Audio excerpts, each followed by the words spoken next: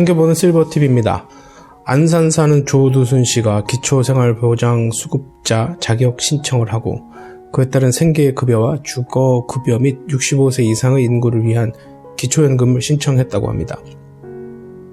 일단 화가 나더군요. 사회복지 공부하는 제가 일단 화가 났으니 다른 분들의 상한 감정이야 충분히 이해하고도 남음이 있습니다. 우리들이 마음이 어떻든 현행 법상 수급 자격의 문제가 없다면 거의 수급자로서의 혜택을 받을 것으로 예상됩니다. 대체 이 나라의 정의는 어디로 갔나 하는 분노가 치밀면서도 한편으로는 그에게 기초생활수급자 자격을 허용하고 그에 따른 국민으로서의 최소한의 삶을 영위할 사회적 보호를 제공한다고 해서 우리나라가 정의롭지 못한 나라인가라는 생각까지 하게 됩니다. 오히려 그에게 정상적인 사회복지 서비스를 제공해야 정의로운 사회가 되는 것 아닌가라는 생각도 들고요. 이거 참 헷갈리는 문제입니다. 대체 어느 쪽이 정의로운 사회인 것인지 말입니다.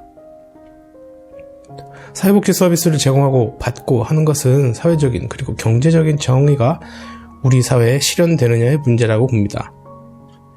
그가 12년의 형을 마치고 사회로 복귀한 것은 우리 사회의 사법적 정의가 실현된 일부분인 것입니다.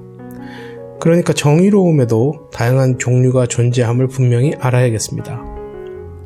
비록 사법적 정의가 그를 우리 사회의 모든 구성원들이 만족할 만큼의 심판을 내리지 못했지만 재판 당시 최대한의 형량을 내리고 그에 대한 사법적 처벌을 내린 것은 분명한 사실입니다.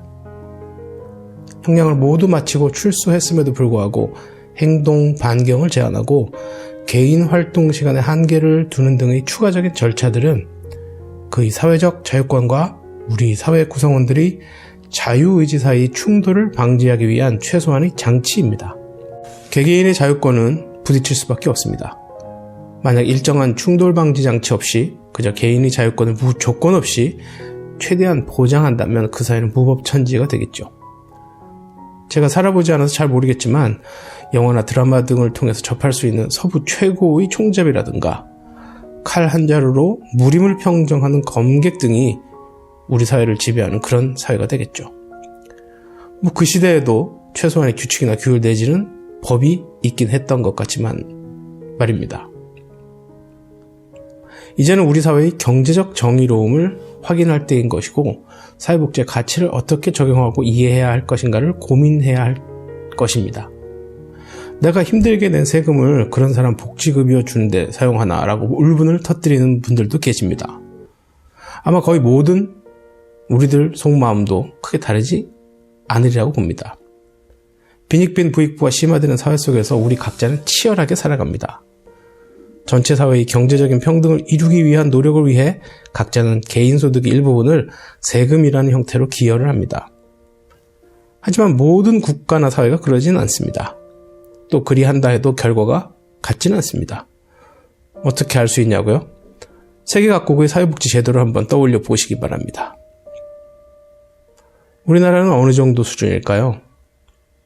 네, 흉악한 범죄자에게도 그 죄값을 치루었다면 한 달에 최대 약 120만 원 정도를 정부가 제공하고 최소 수준의 삶을 영위하도록 보장하는 딱 그 정도입니다.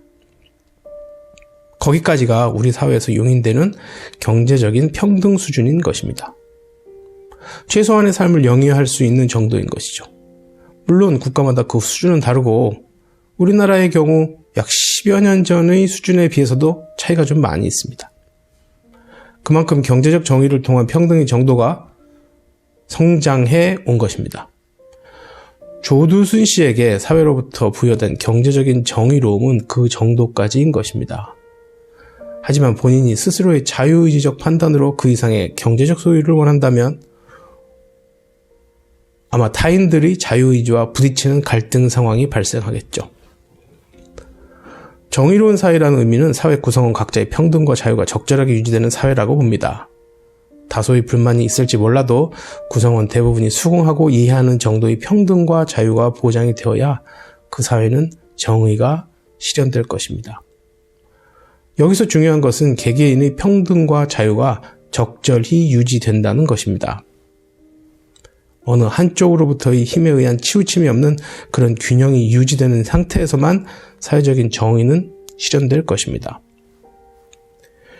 부디 사법당국의 보호관찰 프로그램이 지속적이고 빈틈없이 잘 유지되고 관리돼서 그로 인한 더 이상의 사회적 문제 발생이 없기를 바라며 온 국민들이 바람처럼 서로서로의 자유권을 침해하는 일이 없이 함께 살아갔으면 하는 바람입니다. 챙겨보는 실버TV였습니다.